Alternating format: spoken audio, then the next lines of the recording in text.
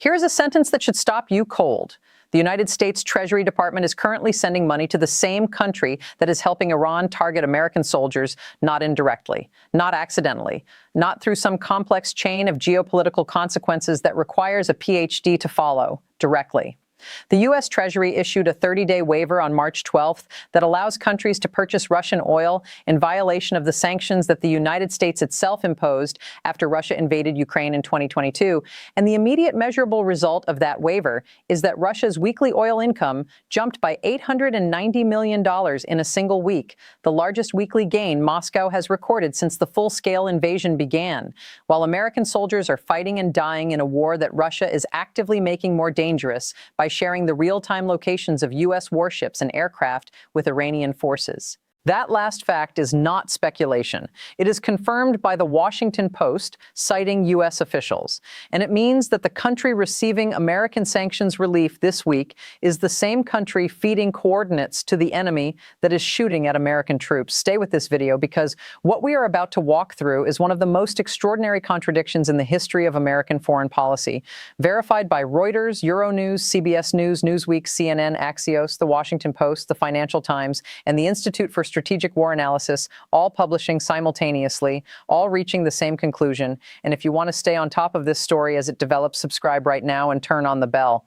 So let us start with the numbers, because the numbers are where the story becomes impossible to dismiss. Russia's fossil fuel earnings between March 1st and March 15th totaled 7.7 billion euros, according to data from the Center for Research on Energy and Clean Air, a respected energy analytics organization whose data is used by governments, central banks, and the European Parliament. That is 513 million euros per day, up from 472 million per day in February, a 14% increase in daily earnings driven directly by the oil price spike caused by the Iran war that the United States launched on February 28th. Luke Wickenden, a Europe-Russia energy and sanctions analyst at the Center for Research on Energy and Clean Air, told CBS News directly, the increase in oil revenue is quickly becoming a lifeline for Russia. And he added the detail that makes the Treasury waiver even more damaging. Before the waiver eased U.S. sanctions, Russian crude oil was trading at around a 10 to 20% discount to the global benchmark. Now that discount has completely vanished, and Russian oil is trading at essentially the same level as Brent crude. Think about what that means in plain terms. For months, sanctions were forcing Russia to sell its oil cheap. Every barrel of Russian oil sold at a discount was a barrel that funded fewer missiles, fewer drones, fewer one-time enlistment bonuses for soldiers fighting in Ukraine. The sanctions were working. And then the United States Treasury, in a move the Washington Post described as a boon to Russia, erased that discount in a single administrative decision. Zelensky said it out loud at a press conference that ran on every major network. Our intelligence reports that due to all the sanctions imposed by the United States and the EU, and because of our deep strikes on Russian energy infrastructure, Russia faced a deficit of more than $100 billion in 2026 alone. Now we see they have made around $10 billion over 2 weeks of the war in the Middle East, $10 billion in 2 weeks. Enough, according to the Newsweek analysis, to buy 17,000 Shahed 136 attack drones every single day at current market prices. The Shahed 136 is the Iranian-designed drone that Russian forces have deployed by the thousands against Ukrainian cities, power plants, hospitals, and apartment buildings. And Wickenden told CBS News that if the Iran war continues and keeps global energy prices elevated for 2 or 3 months, it would actually offset the losses that Russia made in just the last year.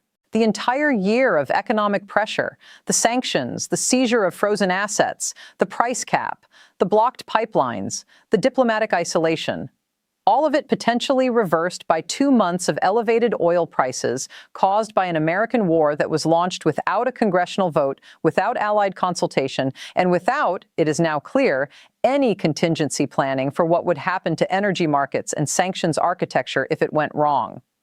Now, here is where the story becomes something darker than a policy mistake, because the Treasury waiver was not issued in a vacuum, and it was not issued before the administration knew what Russia was doing with its relationship with Iran.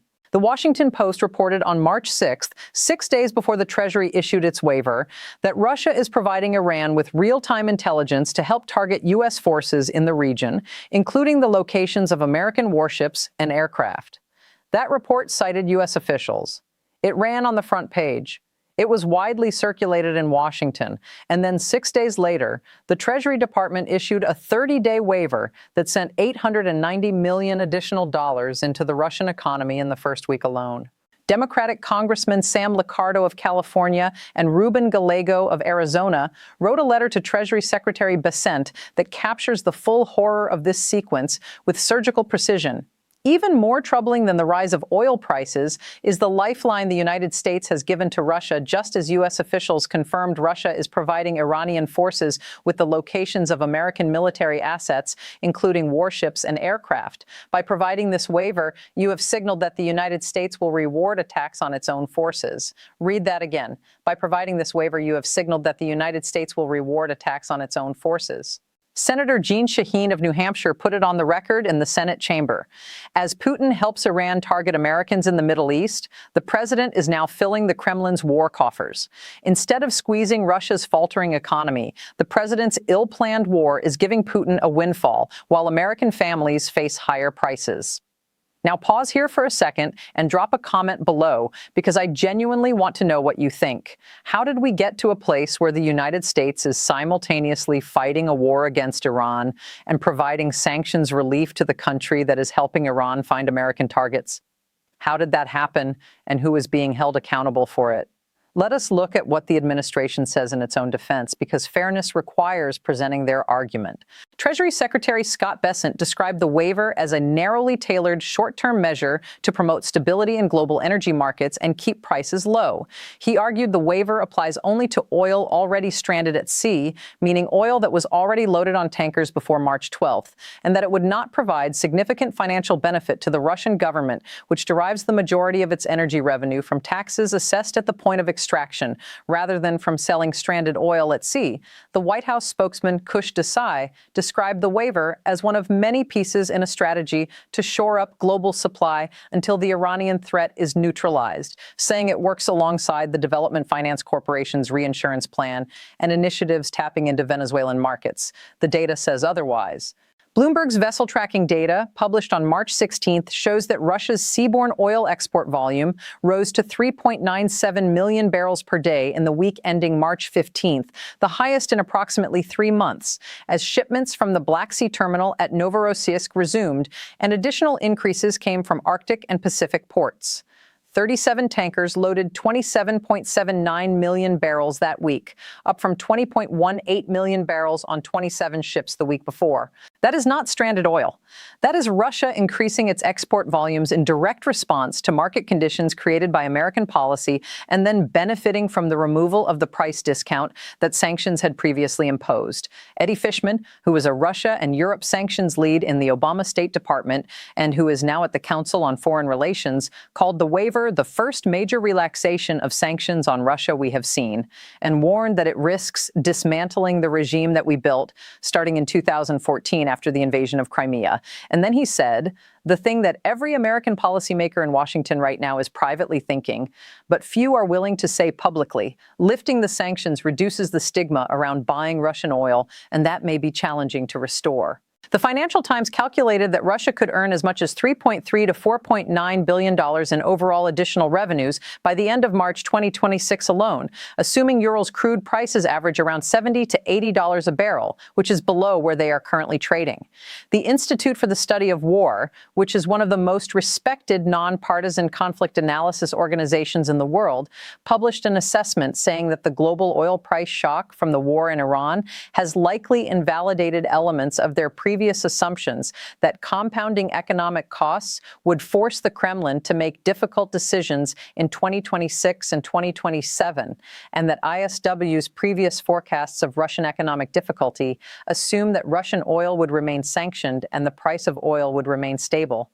Neither of those assumptions is currently true.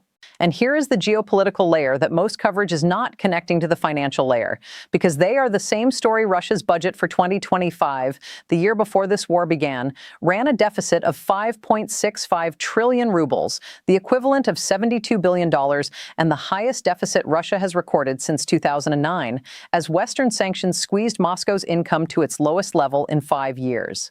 The Russian government was preparing a 10% cut to all non-sensitive spending in its budget for this year.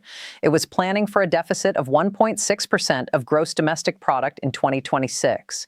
It was facing forced generation issues in Ukraine, largely due to budget constraints, including its inability to pay costly one-time enlistment bonuses indefinitely.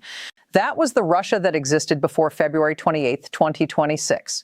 A Russia under genuine financial stress, a Russia making difficult budget decisions, a Russia where the economic pressure of sanctions was beginning to translate into military pressure, that Russia has been replaced in the span of 3 weeks by a Russia earning 513 million euros per day, experiencing its largest weekly oil revenue gain since the invasion began, watching the discount on its oil evaporate, and watching its adversaries simultaneously pay for its own war and fund the country that is helping the enemy target its soldiers.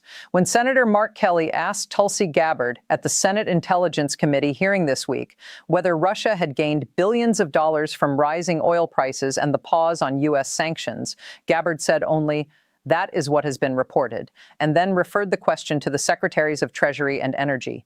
That is the Director of National Intelligence of the United States refusing to confirm or deny that the country she oversees is funding the enemy of the troops she serves, and passing the question to someone else in a hearing room. CIA Director John Ratcliffe, sitting beside her, said he was not an economist and thus would not try to do the math. The math has been done by the Center for Research on Energy and Clean Air, by Bloomberg Vessel Tracking, by the Financial Times, by the Institute for the Study of War, by Zelensky, by the senators who wrote the letter, and by Wickenden at CBS News, who said plainly, this is quickly becoming a lifeline for Russia. What does this mean for the war in Ukraine, for the soldiers fighting in Iran, for the American families paying $4.68 a gallon at the pump today? It means that a single decision made by the Treasury Department on March 12th has simultaneously failed to lower oil prices, succeeded in sending nearly $1 billion additional per week to Moscow, removed the price discount that was the most measurable consequence of years of sanctions work, and potentially extended the duration of Russia's war against Ukraine by reversing months of economic pressure in a matter of days. Trump launched a war against Iran on February 28th without consulting allies, without a congressional vote, without a plan for what happens if Iran closes the strait, and without apparently asking the Treasury Department to model what sanctions relief for Russia would do to the geopolitical situation if that relief became necessary. The strait closed, the oil prices spiked, the waiver became necessary, Russia got its lifeline. American soldiers are still being targeted using Russian intelligence. And the Treasury Secretary said it would not provide significant financial benefit to the Russian government. Russia earned 7.7 billion euros in the first 15 days of March. That is the financial benefit, and the 30 days of the waiver have barely begun. If what you just heard concerns you, share this video with someone who needs to understand the full picture, because the mainstream coverage is giving you the individual pieces, but not the complete story of how a war launched in one country is simultaneously funding a war in another country at the direct and measurable expense of American soldiers, American allies, and American families paying for gas they cannot afford. We will be right here covering every development as it happens.